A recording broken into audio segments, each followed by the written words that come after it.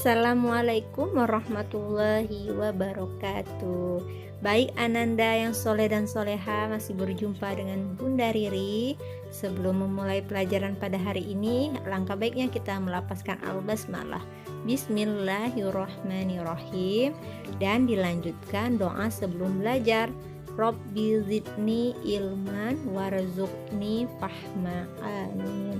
Oke Ananda, silakan menyiapkan buku PABP-nya.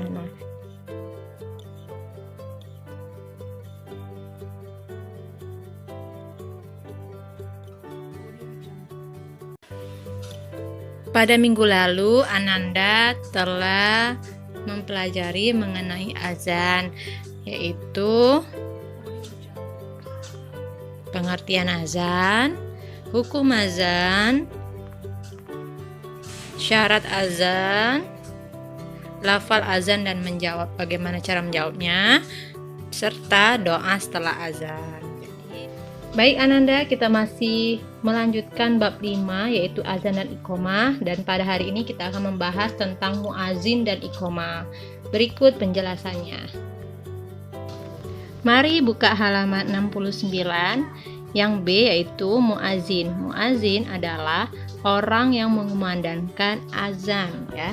Jadi tidak semua orang dapat menjadi muazin karena ada syarat-syarat yang harus terpenuhi untuk menjadi seorang muazin. Syaratnya sebagai berikut. Syarat muazin. Yang pertama harus muslim, ya. Apabila seorang kafir yang mengumandangkan azan, itu azannya tidak sah. Jadi yang mengumandangkan azan haruslah orang muslim. Yang kedua yaitu laki-laki. Yang ketiga berakal, ya. Jadi bukan orang yang gangguan jiwa, ya. Yang keempat adalah orang yang adil dan amanah. Yang kelima yaitu mumayyiz, ya, yang artinya telah berusia kurang lebih 7 tahun sehingga bisa membedakan antara baik dan buruk. Yang keenam, melakukan sendiri sampai selesai. Jadi melakukan azan itu sendiri sampai selesai. Yang ketujuh, suara muazin harus keras, ya, sehingga terdengar oleh orang-orang yang ada di sekelilingnya. Itu sebabnya di zaman sekarang kita menggunakan pengeras suara atau mikrofon, ya. Jadi nggak terlalu harus suara menjerit dengan mikrofon. Kita sudah bisa mendengarkan ke orang-orang di sekeliling kita. Dan yang ke-8 yang terakhir yaitu ikhlas. Jadi kita menjadi muazim ini harus ikhlas karena Allah, sehingga azannya dapat mendatangkan pahala di sisi Allah, ya. Selanjutnya, adab menjadi muazin. Yang pertama, suci. Jadi muazin ini harus dalam keadaan suci dari hadas dan najis. Yang kedua, lafalnya harus jelas, perlahan dan tidak terburu-buru, ya. Nah, kalau dalam iqomah dianjurkan untuk dikumandangkan dengan cepat, tapi cepat di sini tidak terlalu terburu-buru juga, ya. Jadi sedang-sedang saja. Yang ketiga, saat mengumandangkan azan diwajibkan untuk berdiri, ya. Sama nih seperti pada gambar sebelah kanan Ananda tuh ada anak yang sedang mengumandangkan azan, posisinya berdiri, ya, dan menghadap kiblat. Yang kelima, memasukkan jari telunjuk kiri dan kanan ke kedua telinga. Nih, ya, bisa dilihat kan pada contoh gambar Ananda di sebelah kanan, ya, anak itu, ya. Dan yang keenam, menolehkan kepala ke arah kanan ketika melafazkan hayya 'alas shalah dan menolehkan kepala ke kiri ketika melafazkan hayya 'alal falah, ya. Tuh. Yang ketujuh, mengumandangkan azan di awal sholat. Jadi maksud di sini di awal sholat itu misalkan azan nih, azan zuhur, waktu zuhur itu jam 12.00 gitu. Nah, kita mengumandangkan azan tetap ya, tetap di awalnya. Jadi jam 12.00 mulai mengumandangkan azan ya. Jadi tidak ditunda-tunda. Yang kedelapan, suaranya harus keras dan merdu ya. Dan yang kesembilan, ikhlas karena Allah. Jadi mengumandangkan azan semata-mata mengharap ridho Allah, tidak untuk mendapatkan pujian atau materi duniawi. Keutamaan dari muazin yaitu pertama, menjadi orang terbaik di sisi Allah karena menyeru umat manusia untuk melaksanakan ibadah sholat ya. Yang kedua, muazin memiliki leher panjang di hari kiamat. Oke, maknanya ini jadi gini ya, makna leher panjang ini maksudnya, jika panas yang terik di hari kiamat akan membuat orang yang tenggelam di dalam keringatnya sendiri ya, sehingga ada orang yang keringatnya sampai mulut. Nah, di situ kita yang sering menjadi muazin akan terselamatkan karena punya leher yang panjang. Jadi kita tidak tenggelam dengan keringat kita sendiri ya. Itu maksudnya.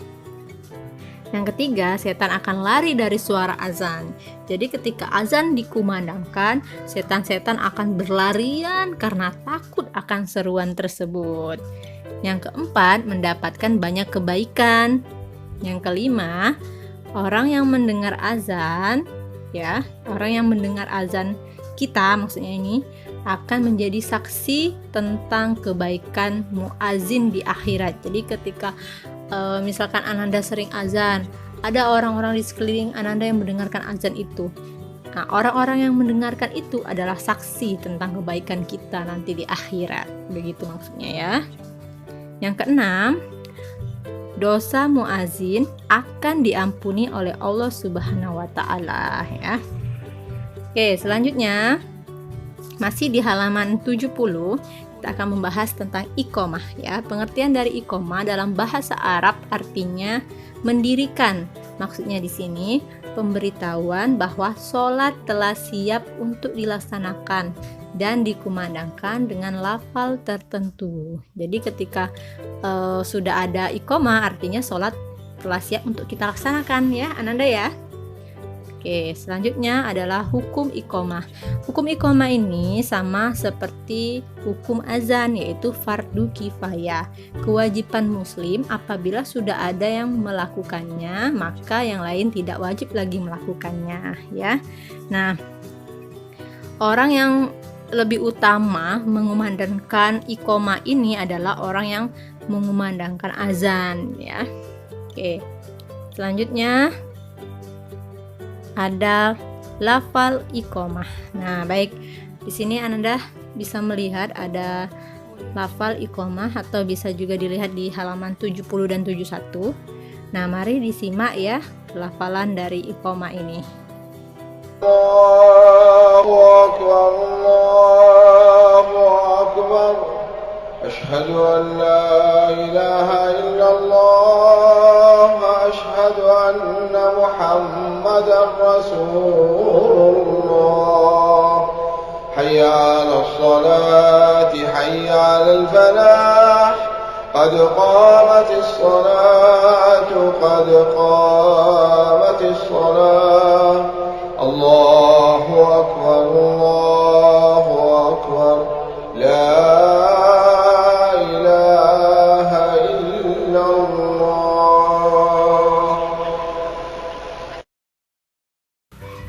Pesan ukhrawi pada pembelajaran hari ini terdapat dalam hadis riwayat Imam Al-Baihaqi dari sahabat Abu Hurairah radhiyallahu anhu dengan sanad yang dhaif, yaitu siapa yang mengumandangkan azan dalam sholat 5 waktu karena iman dan mengharapkan ridho Allah Subhanahu wa taala, maka dosanya yang kecil yang telah lalu akan diampuni. Nah, Ananda, jika Ananda sering melaksanakan atau mengumandangkan azan, dosa Ananda yang sekecil apapun atau yang telah lalu akan diampuni oleh Allah Subhanahu wa taala. Baik, tugas Ananda pada hari ini silakan mengerjakan latihan soal di halaman 75. Kerjakan nomor 1 sampai 10 di buku PABP-nya ya, atau boleh di buku tulis.